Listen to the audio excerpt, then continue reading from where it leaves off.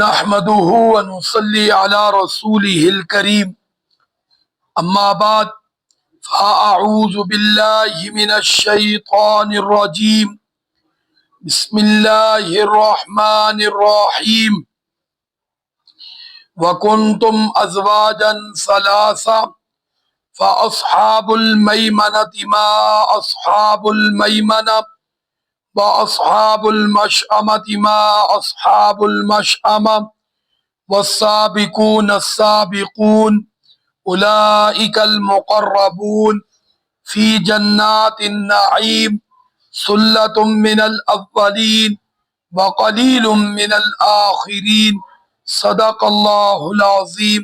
درود شریف پڑھ لیں۔ اللہم صلی علی محمد وعلی آل محمد کما صلیت علی ابراہیم وعلی آل ابراہیم انک حمید مجید۔ اللہم بارک علی محمد وعلی آل محمد کما بارکت علی ابراہیم وعلی آل ابراہیم انک حمید مجید۔ 27واں پارہ سورۃ الواقعہ، پہلا رکوع اور آیت نمبر 7 سے 14 تک تلاوت کی گئی ہیں۔ اللہ رب العزت نے گزشتہ سبق میں یعنی 6 آیات میں قیامت کا اور قیامت کا جو ایک ہولناکی ہوگی قیامت کی اس کا ذکر فرمایا تھا، اور آج کے سبق میں فرمایا کہ لوگ قیامت والے دن 3 جماعتوں میں تقسیم ہو جائیں گے۔ وَكُنْتُمْ أَزْوَاجًا ثَلَاثًا، فرمایا کہ ہو جاؤ گے تم 3 قسم پر۔ فَأَصْحَابُ الْمَيْمَنَةِ، فرمایا پہلی قسم وہ لوگ ہوں گے کہ جن کو ان کا اعمال نامہ دائیں ہاتھ میں ملے گا۔ ما اصحاب المیمن، کیا ہی فرمایا وہ اچھے لوگ ہوں گے جن کا اعمال نامہ ان کو دائیں ہاتھ میں ملے گا۔ وَأَصْحَابُ الْمَشْأَمَةِ، اور دوسری قسم کے وہ لوگ ہوں گے کہ جن کا اعمال نامہ ان کو بائیں ہاتھ میں ملے گا۔ ما اصحاب المشأمہ، وہ کتنے ہی برے لوگ ہوں گے کہ جن کا اعمال نامہ ان کو بائیں ہاتھ میں ملے گا۔ پھر فرمایا والسابقون السابقون، کچھ تو فرمایا وہ لوگ ہوں گے کہ جو سبقت کرنے والے ہوں گے، یعنی نیکیوں میں اللہ کی طرف بہت آگے بڑھنے والے ہوں گے۔ فرمایا کہ اولئک المقربون، یہ اللہ تعالیٰ کے مقرب لوگ ہوں گے۔ اس سے مراد انبیاء کرام ہیں، اور اس امت کا پہلا طبقہ صحابہ کرام، اہل بیت اور تابعین تبع تابعین۔ فرمایا فی جنات النعیم، فرمایا یہ سبقت کرنے والے اور دائیں ہاتھ میں اعمال نامہ لینے والے فی جنات النعیم باغوں میں ہوں گے۔ ثلۃ من الاولین، فرمایا کہ کثیر تعداد میں یہ لوگ تھے پہلے لوگوں میں، یعنی انبیاء کرام کی جماعت مراد ہو تو یقیناً اس امت کی طرف ایک نبی آئے، پاک پیغمبر صلی اللہ علیہ وسلم، اور باقی امتوں کی طرف بیک وقت کئی نبی آئے تو ان کی تعداد زیادہ ہے۔ اور اگر اس امت کو ہی مراد لیا جائے جس طرح بعض مفسرین فرماتے ہیں تو سبقت کرنے والے صحابہ کرام، تابعین، تبع تابعین، فرمایا کہ یہ گروہ تھا۔ فرمایا وَقَلِيلٌ مِّنَ الْآخِرِينَ، اور آخر زمانے میں یعنی میرے اور آپ کے دور میں نیکیوں میں سبقت کرنے والے فرمایا بہت کم ہوں گے، قلیل ہوں گے۔ تو وہ میں اور آپ اپنا مشاہدہ کریں کہ ہم لوگ اس وقت اپنے علاقے میں یقیناً بڑے معزز سمجھے جاتے ہیں، کیا تو الحمدللہ نماز کی وجہ سے، قرآن کی وجہ سے، لیکن اگر ہم اپنی حالت پر غور کریں تو استغفار کے قابل ہیں۔ بولو صحیح ہے نا؟ جی ہاں، لوگوں کی نگاہ میں یعنی ہم سے زیادہ اس علاقے میں اچھا کوئی نہیں، لیکن اگر ہم اپنے دامن میں خود غور کریں تو اللہ رحم فرمائے ہم سے برا بھی کوئی، اور یہ میں حقیقت بول رہا ہوں، کسی کو اختلاف ہے تو ہاتھ کھڑا کر دیں۔ ہاں جی، یہ ہماری چھوٹی موٹی ظاہری تھوڑی سی دینداری، جس کو لوگ ظاہری بات ان بیچاروں کے پاس تو یہ بھی نہیں، اصل بات تو یہی ہے۔ جس طرح ہم اپنے سے اوپر والے مالداروں کو دیکھیں تو ہم کہتے کیا شان ہے، تو اس کے قریب ہو کے پوچھو تو وہ کہتا کچھ بھی نہیں، کیونکہ اس کی نگاہ اپنے سے بھی اوپر والے پر ہے۔ کس پر ہے سارے بولو؟ ہاں جی، وہ اس سے اوپر دیکھ رہا ہے اور وہ کہتا ہے میرے پاس کچھ بھی نہیں۔ اس لیے وہ ملازم کو تنخواہ دینے کے لیے بولو تیار، اس کو عیدی دینے کے لیے تیار، وہ کہتا ہے نقصان ہو گیا ہے۔ کیوں؟ کہ اس کی نگاہ میں جو یہ سیزن لگانا تھا، اس کی جو عیاشی تھی وہ وہاں تک نہیں پہنچا۔ ہاں جی، اس لیے اس کی نگاہ میں نقصان ہوا ہے۔ میں نے آپ سے پہلے بھی عرض کیا تھا، تاجروں کی نگاہ میں اس کو نقصان نہیں کہتے کہ چیز بکی نہیں ہے، چیز خراب ہو گئی ہے، گھاٹا پڑا ہے۔ ان کی نگاہ میں نقصان وہ ہے کہ جو انہوں نے ایک ہدف طے کیا ہوتا ہے نفع کا، اگر وہ نفع پورا نہ ہو تو اس کو نقصان شمار کرتے۔ کیا شمار کرتے سارے بول؟ ہاں، اب کوئی تاجر کو ہوگا یہ کیا بات ہے، یہ تاجر ہی کا جملہ ہے، یہ بھی ذہن میں رکھیں۔ حضرت مولانا مفتی شفیع عثمانی صاحب رحمۃ اللہ علیہ، مولانا تقی عثمانی صاحب کے والد محترم، ان کے پاس ایک تاجر نمازی تھا، تو وہ حضرت سے بار بار کہتا حضرت دعا فرمائے، بڑا گھاٹا پڑ رہا ہے، بڑا گھاٹا پڑ رہا ہے، لیکن سال میں ایک نیا بزنس شروع کر لیتا تھا، ایک نیا شروع کر لیتا تھا۔ اب حضرت کو ظاہری بات ہے، نمازی تھا، خبر تھی، تو حضرت نے ایک دن پوچھا چودھری تو گھاٹے کو رونا روتا ہے، تو نے جب سے مجھے دعا کا کہا تو ماشاء اللہ 1 سے 2، 2 سے 3، تو اب تو پتنی کنیوں کا مالک ہے۔ اب اس نے بولا، اس نے کہا حضرت اصل بات یہ ہے کہ جو میرا ہدف ہوتا ہے نفع کا، اس میں جتنا کم ہو جاتا ہے میں اس کو گھاٹا سمجھتا ہوں۔ اب بتاؤ، ہے نا؟ تو یہ حالت ہے۔ تو تاجروں سے پوچھ بھی لو تو میرے بھائی اصل وہ جو رونا روتے نا بعد میں گھاٹا پہ آ گیا، وہ گھاٹا اسی کو سمجھتے ہیں، اور یہ بیچارہ ورکر گھاٹا سمجھتا ہے کہ پتنی اس کو کیا ہو گیا، بیچارے کی چیز نہیں بکی، کیا ہوا ہے، وہ الٹا دعا دے رہتا ہے سر اللہ تمہاری مدد کرے، اور گھر آ کے بھی کیا رہتا ہے وہ بیچارے گھاٹا پہ آ گیا۔ تو اللہ کے بندے، کوئی گھاٹے شاٹے والے چکر نہیں ہوتا، بس گھاٹا تو تمہیں پڑ رہا ہے جو تمہارے حق بھی نہیں مل رہا۔ تو اللہ رب العزت نے فرمایا کہ بہت کم لوگ اس دور میں، تو اب اس صورت کی فضیلت ذہن میں رکھے، بڑی عام صورت ہے۔ حضرت عبداللہ بن مسعود رضی اللہ تعالی، بڑے عظیم آدمی، یہ بچپن میں مسلمان ہوئے تھے۔ بچپن میں مسلمان ہونا، پھر حضور کے ہاتھ پر کیا شان تھی۔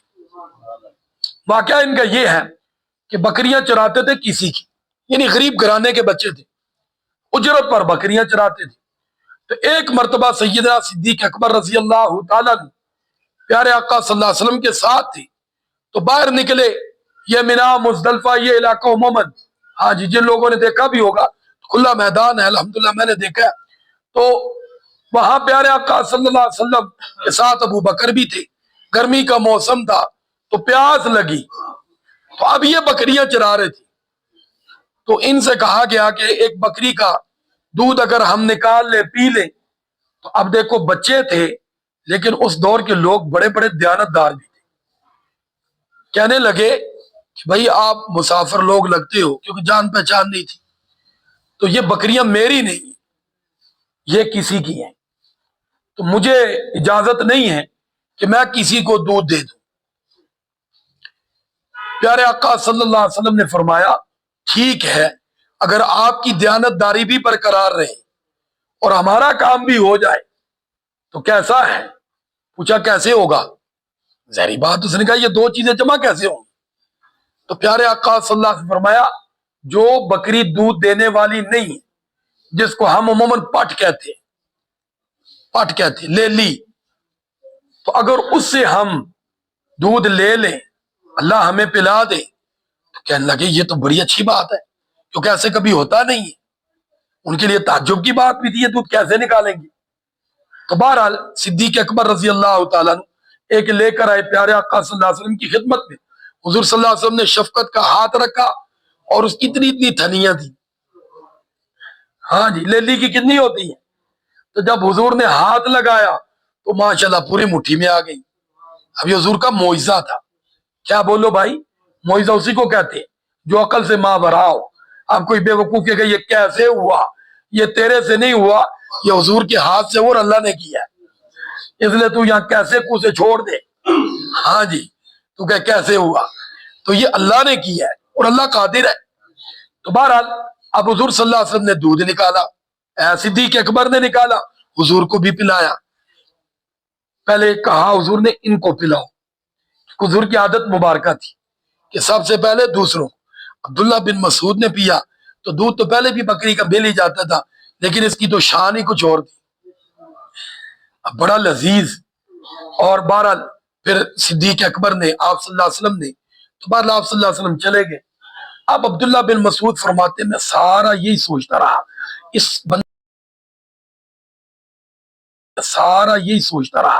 اس بندے نے کیا پڑھا ہے، کیا منتر پڑھا ہے، کیا پڑھا ہے، یہ سیکھ لیا جائے، مجھے بھی بڑی پیاس لگتی ہے. ہاں جی، اگر یہ مجھے بھی آ جائے تو میں بھی ایسی لے لی، پکڑ لی اور پڑھا اور پی لیا. دیانت داری بھی اپنی جگہ، کام بھی چلتا رہے گا. تو شام کو حضور کی خدمت میں حاضر ہو گئے، تلاش کرتے کراتے. اور آپ جانتے ہیں حضور صلی اللہ علیہ وسلم کو تلاش کرنا مشکل نہیں ہوتا تھا. کیوں؟ جہاں سے گزرتے تھے وہاں خوشبو آتی تھی. ہاں جی، اس لیے حضور صلی اللہ علیہ وسلم کے دروازے پہ پہنچ گئے. آپ صلی اللہ علیہ وسلم نے بھی پہچان لیا کہ یہ وہی بچہ دن والا. تو پوچھا کیسے آئے ہو؟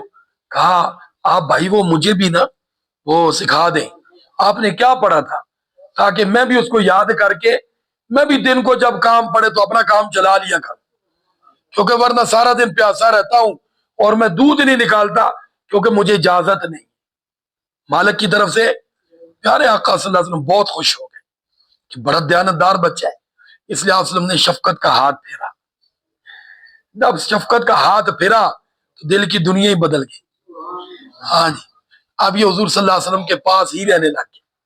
حضور نے فرمایا وہ بھی سکھائیں گے اور کچھ بھی سکھائیں گے، تو یہ بہت کچھ سکھائیں گے. اور پھر عبداللہ بن مسعود نے سیکھا، قرآن بھی سارا حضور سے پڑھا ہے. اور پھر یہ بکریاں چھوڑ دی، اب ان کے نوکری چھوڑ کر حضور کے نوکر بن گئے. اب ان کی ڈیوٹی یہ تھی کہ ہمیشہ حضور صلی اللہ علیہ وسلم کی جوتی مبارک ان کے پاس ہوتی تھی، جب کبھی حضور نے جوتی اتارنی نہ اٹھا کر بغل میں ڈال لینی. بتاؤ کتنا بڑا نسبت ہے کہ حضور کی وہ جوتی مبارک جس پہ قدم ہے وہ جوتی ان کی بغل میں ہے. ہاں جی، حضور صلی اللہ علیہ وسلم کا لوٹا مبارک جس سے وضو کرتے وہ ان کے ہاتھ میں، حضور کی مسواک مبارک ان کے ہاتھ میں. یوں ان کی ساری زندگی گزری ہے. پھر اللہ نے علم میں بڑا مقام دیا تھا. حضرت عمر رضی اللہ عنہ کے دور میں ان پر پابندی تھی مدینہ سے نکلنے پر. فرمایا کہیں جانا ہو تو مجھے بتا کے جانا، کیونکہ مجھے جب کوئی مسئلہ درپیش آتا ہے تو میں دو شخصوں کی طرف رجوع کرتا ہوں، ایک علی المرتضیٰ شیر خدا رضی اللہ تعالیٰ عنہ، دوسرا عبداللہ بن مسعود رضی اللہ عنہ. اور ہمارے فقہ حنفی کے تمام مسائل، یہ بات یاد رکھنا، حدیث میں عبداللہ بن مسعود تک سند جاتی ہے. عبداللہ بن مسعود رضی اللہ تعالیٰ نے فرمایا کہ لوگوں میں تمہیں بتاؤں حضور کیسے نماز پڑھتے تھے. فرمایا بتاؤ. یہ صحابہ کے علاوہ بات لوگوں کو فرمائے، اور اللہ اکبر کر کے ہاتھ باندھے اور ناف کے نیچے باندھے، کانوں تک اٹھائے. روایت اٹھا لو عبداللہ بن مسعود کی نماز کی. اور رفع دین درمیان میں نہیں کیا، صرف ایک مرتبہ کیا اور بعد میں سلام پھیرا. اور کوفہ کے اندر سب سے پہلے جو معلم بن کے گئے وہ عبداللہ بن مسعود تھے. حضرت عمر تو ان کے دور میں گئے. کس کے دور میں بولو؟ کوفہ والوں نے آ کر مانگا تھا معلم. حضرت عمر نے فرمایا تھا یار بندہ تو میں اپنے لیے رکھا ہوا ہے لیکن تم آ گئے ہو. عبداللہ بن مسعود رضی اللہ عنہ کو امام اعظم امام ابو حنیفہ رحمۃ اللہ کوفہ کے رہنے والے، اور ان کے استادوں میں عبداللہ بن مسعود ہے. کون ہے سارے بولو؟ عبداللہ بن مسعود ہے. روایات رفع دین والی بھی ہے، لیکن ہم بیک وقت دونوں پہ عمل نہیں کر سکتے. اور الحمدللہ ہمیں خوشی ہے کہ جن روایات پر ہم عمل کر رہے ہیں وہ بھی کوئی معمولی اور بولو کمزور. اور پھر آپ جانتے ہیں دوبارہ کوفہ میں کون گئے تھے؟ علی المرتضیٰ شیر خدا رضی اللہ عنہ. حضرت علی نے بھی اپنا دار خلافہ کس کو بنایا تھا؟ کوفہ کو. ہاں جی، تو بہرحال ہمارا جو سند کا سلسلہ ہے نا علم کا، الحمدللہ بہت مضبوط ہے. سارے بولو کیا ہے؟ جی ہاں، ہم کس سے متاثر نہیں ہوتے. آپ دیکھو ہمارے مولانا تقی عثمانی صاحب، آپ لوگ جانتے ہو، سیاہ ستہ کی ساری کتابیں پڑھاتے ہیں. بخاری شریف تو پڑھاتے پڑھاتے بوڑھے ہو گئے. بتاؤ رفع دان کرتے ہیں نماز میں؟ سارے بولو. تو کیا ان کو اپنی نماز کی فکر نہیں ہے؟ بولو نا. وہ ساری زندگی ہوگی بخاری شریف پڑھا رہے ہیں، کیا وہ روایات ان کے سامنے نہیں آ رہی؟ پتہ نہیں لوگوں کو کیا ہو گیا ہے جی. جن لائی گلی ادھر آلی چلی. مولانا طارق جمیل صاحب کوئی کام علم رکھتے ہیں؟ سارے بولو. ساری کتابیں پڑھی، بڑے ذہین آدمی ہیں، رفع دان کرتے ہیں نماز میں. سارے بولو. کیا ان کو نماز کی کونی فکر ہے؟ سارے بولو بھائی. عجیب بات ہے یار. ہمارے استاد محترم مفتی محمد حسن صاحب ساری زندگی ہوگی بخاری شریف، مسلم شریف، ابن ماجہ، سیاہ ستہ پڑھا رہے ہیں، کوئی نہیں رفع دان کرتے. کیا ان کو اپنی نماز کی کونی فکر؟ پتہ نہیں لوگ اپنے آپ کو کیا سمجھتے یار. بخاری بخاری بخاری کا بخار چڑھا ہوا ہے. بخاری پڑھانے والے ساری زندگی وہ رفع دان کو نہیں کرتے، کیونکہ ان کے سامنے ساری روایات ہیں، رفع دان والی بھی اور دوسری بھی، اور کون مضبوط ہے وہ بھی ان کے سامنے. عرض کر رہا تھا عبداللہ بن مسعود رضی اللہ عنہ کا حضور کی خدمت میں رہ کے واقعہ یہ ذکر کرنا تھا. پھر ان کی وفات ہوئی صورت واقعہ کے حوالے سے حضرت عثمان رضی اللہ عنہ کے دور میں. کب ہوئی بولو؟ صورت واقعہ کی فضیلت بیان کرنی ہے تو بیمار ہو گئے، آخری مرحلہ تھا. حضرت عثمان رضی اللہ عنہ عیادت کے لیے تشریف لائے اور پوچھا کیا تکلیف ہے؟ فرمایا کہ گناہوں کی زیادہ تکلیف ہے. کیسے عظیم لوگ تھے یار. اور میں اور آپ گناہوں کی پنڈے لے پھرتے، ٹینشن ہی کوئی. اور وہ جنتی لوگ جن کو حضور نے فرمایا یہ کون ہے، ان کو فکر آخرت کی. عثمان کو کہنے لگے امیر المومنین اپنی گناہوں کی فکر ہے. بیٹا کوئی نہیں تھا. کہا آپ کے لیے کچھ ہدیہ کر دوں، بیٹیوں کے کام آئے گا. کہا ان کی فکر نہ کرے، میں نے اپنے محبوب سے سنا ہے کہ جس گھر میں مغرب کے بعد صورت واقعہ پڑھی جاتی ہے اس گھر میں فاقہ نہیں آتا. آخر دعوانا ان الحمدللہ رب العالمین. درود